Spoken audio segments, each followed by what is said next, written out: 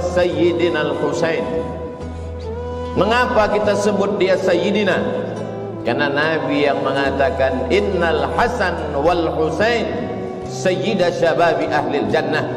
Sesungguhnya Hasan dan Husain Sayyid, pemimpin anak-anak muda penghuni surga. Anak-anak muda yang gugur mati sebagai syahid nanti masuk ke dalam surga. Pemimpinnya adalah Sayyidina Al-Hasan, Sayyidina Al-Husain. Sayyidina Al-Hasan meninggal sebagai syahid karena dia mati diracun. Sekarang tiba giliran adik kandungnya bernama Sayyidina Al-Husain, membawa 72 orang. 32 orang yang naik kuda, yang lain berjalan kaki dengan tenang. 40.000 pasukan sudah disiapkan oleh Ubaidillah bin Ziyad.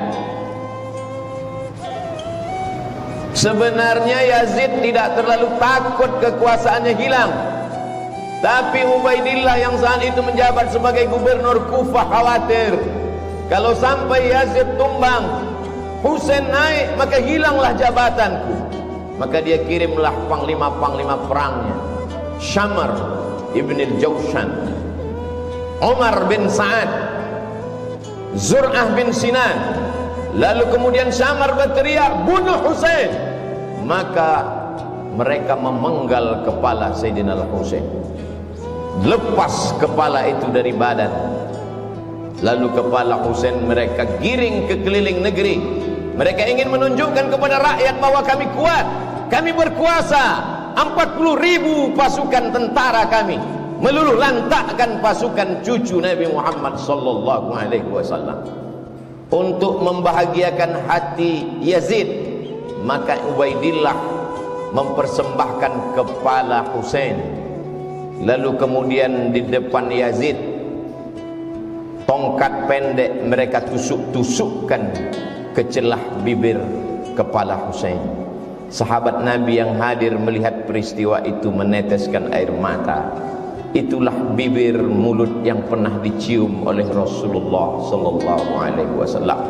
Hari ini begitu sampai hati kalian, memenggal kepalanya, menusukkan tombak tongkat pendek ke celah-celah bibir, mulut dan giginya. Tapi mereka memang sudah dirasuki syahwat dunia. Tak ada sedikit pun takut mereka kepada Allah Subhanahu wa ta'ala. Keliling negeri mereka bawa kepala itu untuk menakut-nakuti. Memang nampak dunia seperti tak adil. Sayyidina Al-Husain punya seorang anak laki-laki. Karena cinta dan sayangnya dia kepada ayahnya, maka dia beri nama anak itu Ali. Husain punya ayah bernama Sayyidina Ali, dan dia punya anak juga bernama Sayyidina Ali. Tapi Ali tidak seperti Husain. Dia tidak membawa pasukan untuk membalas kematian ayahnya, karena dia tahu memang ini tidak berimbang. Kalau kubawa pasukan, mereka juga akan mati seperti ayahku. Walaupun mereka mati syahid, tapi korban sudah terlalu banyak, kata Ali bin Husain. Dia merubah strategi lain. Apa yang dia lakukan? Imam Az-Zahabi dalam kitab Syiar A'lam An-Nubala bercerita bahwa Ali bin Husain malam-malam berkeliling, tidak dengan pedang, tidak dengan tombak, tidak memakai baju besi, karena dia tidak membawa slogan perang. Apa yang dilakukan Ali anak Husain? Dia membawa gandum ke rumah-rumah fakir miskin. Di tengah malam dia berkeliling negeri. Dia lihat mana rumah anak yatim, dia letakkan gandum di depan pintu mereka. Orang tahu bahwa ini adalah gandum titipan Ali anak Husain. Lembut hati mereka. Gandum yang mereka makan berubah menjadi darah daging. Hati mereka sudah direbut oleh Ali anak Husain. Dia merasa tidak lagi ada manusia yang layak untuk mendengarkan rintihan sedihnya atas kematian ayahnya. Betapa tidak, pasukan yang tidak berimbang itu dibantai habis, dibunuh, karena memang mereka tidak punya senjata dan kekuatan. Kekuasaan tidak lagi ada di tangan mereka. Maka dia hanya mengadu kepada Allah. Imam Az-Zahabi dalam Syiar A'lam An-Nubala mengatakan, kanal Ali ibn al-Husain yasjudu lillah fil yaumi wal laylah alfa sajadah. Sehari semalam Ali anak Husain bersujud kepada Allah 1000 kali sujud. Solat sunat dia perbanyak, tahajud dan witir bermunajat kepada Allah.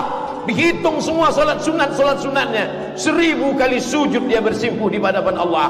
Maka dia dikenal dengan nama Ali As-Sajjad. Sajjad diambil dari kata sujud. Orang yang paling banyak sujud bergelar As-Sajjad, maka dia bergelar Ali As-Sajjad. Saking banyak zikir dan tasbihnya, dia bergelar Zainal Abidin. Zainal perhiasan, Abidin orang yang banyak ibadah. Zainal Abidin perhiasan orang yang paling banyak beribadah. Dia robah strategi, dia robah cara. Tidak hanya satu cara mendekatkan diri kepada Allah. Kalau dulu ayahku dengan pedang sehingga gugur sebagai syahid, maka aku, kata Ali Zainal Abidin, dengan strategi yang lain, berbagi makanan sesuai dengan sunnah Nabi Muhammad SAW. At'imut ta'am, afshus salam, tebarkan salam. At'imut ta'am, bagi makanan. Wasallu bil laili wan nasu niyam, ketika orang sedang tidur, disitulah engkau bermunajat, mengadu kepada Allah Subhanahu wa ta'ala. Maka dia bergelar Ali Zainal Abidin, Ali As-Sajjad, untuk membedakan dengan Ali bin Abi Talib. Ali bin Abi Talib kakeknya, Husain ayahnya. Ali As-Sajjad adalah dia, Ali Zainal Abidin adalah dia. Ali As-Sajjad, Ali Zainal Abidin, anak Husain, anak Fatimah, anak Sayyidina wa Maulana Muhammad sallallahu alaihi wasallam. Sampai suatu ketika seorang sultan raja bernama Hisham bin Abdul Malik. Kisah ini diriwayatkan oleh Al-Farazdaq. Pada saat musim haji, sultan raja di raja sedang melaksanakan haji. Saat dia umrah, ingin mencium Hajar Aswad, penuh Hajar Aswad, tak dapat dia cium. Pada putaran kedua, dia ingin mencium Hajar Aswad, melimpah manusia, tak dapat dia mencium. Pada putaran ketiga, keempat, kelima, keenam, sampai 7 putaran, sekalipun tak dapat dia mencium Hajar Aswad. Hisham bin Abdul Malik, raja dari Yaman sampai ke Mesir, sampai ke Andalusia. Tapi kemudian di celah-celah jamaah yang ramai itu, dia heran. Ada sesosok manusia yang biasa, pada putaran pertama dia mencium Hajar Aswad, semua orang memberikan jalan. Pada putaran kedua, orang pergi menyamping memberikan jalan kepadanya, mencium Hajar Aswad. Berbisik kata di hati Hisham bin Abdul Malik, aku yang raja, aku yang sultan, aku punya tentara, aku punya kekuasaan, mengapa aku tidak bisa mencium Hajar Aswad? Mengapa orang selalu menghalangiku? Siapa laki-laki itu yang setiap putaran dia mencium Hajar Aswad? Al-Farazdaq menjawab dengan syairnya, itulah dia Ali anak Husain yang ayahnya dulu kalian hantam, kalian bantai. Sekarang dia menang tidak dengan pedang, sekarang dia menang tidak dengan tombak. Hatinya menjadi raja di hati umat. Di hati umat dialah raja.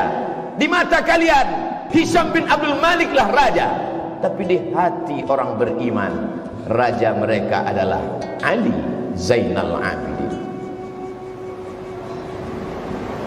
Hari ini begitu banyak orang bernama Ali Zainal Abidin.